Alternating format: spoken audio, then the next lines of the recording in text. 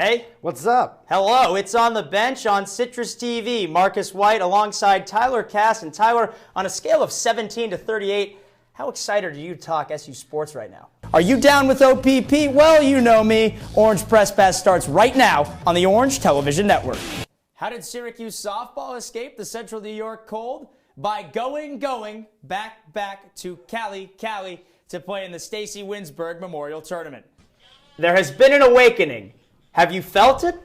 No, it's not the dark side and the light. It's SU volleyball. The Orange is off to its best start since head coach Leonard Yellen took over in 2012, and SU had a chance to move into a tie for third in the ACC with a win against UVA on Sunday. Wraparound attempt for Penn State, no good. So we go to the third overtime, and there, Stephanie Grassi ends it. The Orange wins 3-2 in triple overtime. What a time to be alive for Paul Flanagan's squad. The playoffs are a new season, and the Orange is still breathing after the longest game in program history. Michael Gbinije and the Orange coming in having won 8 of their last 9 games, and early it looked like the Orange were going to be off to a good start. Michael Gbinije in transition finds Tyler Roberson open under the basket for the first bucket of the game. Syracuse takes a quick 2-0 lead. It'd be a little over 2 minutes before either team scored another basket. This time, Malachi Richardson from deep, 5-0 Syracuse. And then Michael Gbinije will get things going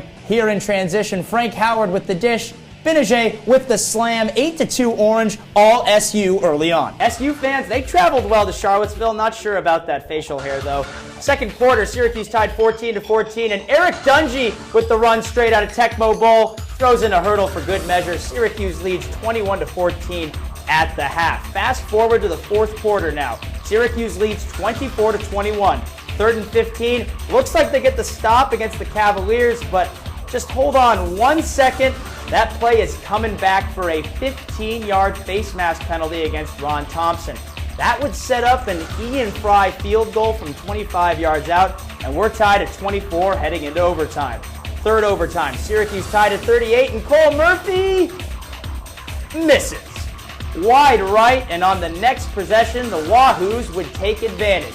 Jordan Ellis gets the carry from 3 yards out and finds Hader, giving the Wahoos a 44-38 win over the Orange. Syracuse leaves Charlottesville dejected with its third straight loss and drops to 3-3 on the season. The second time was the charm here for Syracuse in the ACC tournament as the Orange takes home its first ever ACC tournament crown after beating the Duke Blue Devils 15-14 here at PPL Park. Jim Boeheim returned to his normal seat on the Carrier Dome bench, but the Tar Heels spoiled his homecoming. UNC leaves the Carrier Dome with an 84-73 win as Syracuse drops to 0-4 in ACC play.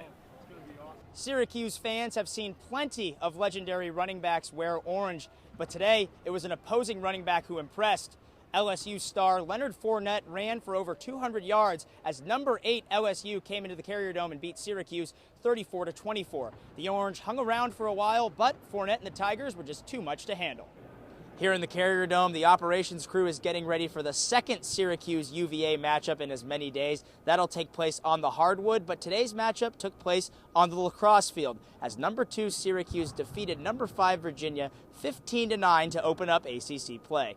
The last time Syracuse and Georgetown met in the Verizon Center was as Big East rivals. That's not the only thing that's changed since 2013, as Syracuse played its first game against Georgetown without Jim Boeheim involved since 1959, losing to the Hoyas 79-72. After the game, the team talked about just how much they missed their head coach. Jay Ryan's Pub is not the only place in Syracuse to catch a Premier League game on the weekends. In fact, you don't have to walk very far at all to get to the other spot.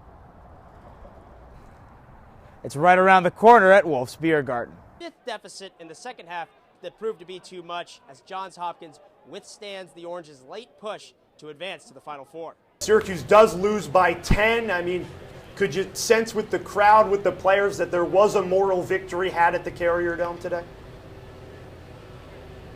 The players might say there wasn't a moral victory, but I definitely got the sense that they were satisfied with their performance. Zaire Franklin even mentioned that the players talked about, we know that Leonard Fournette's going to rip off some big runs on us. It's just a matter of staying in the game and not allowing yourselves to get down about that. Fournette had a big day, and I think there were some plays in the secondary they'd like to have back, but you really can't ask for much more than losing by 10 to the number 8 team in the country when you're already down your starting quarterback and down to your fifth string starter and also missing one of your biggest offensive weapons in Irv Phillips.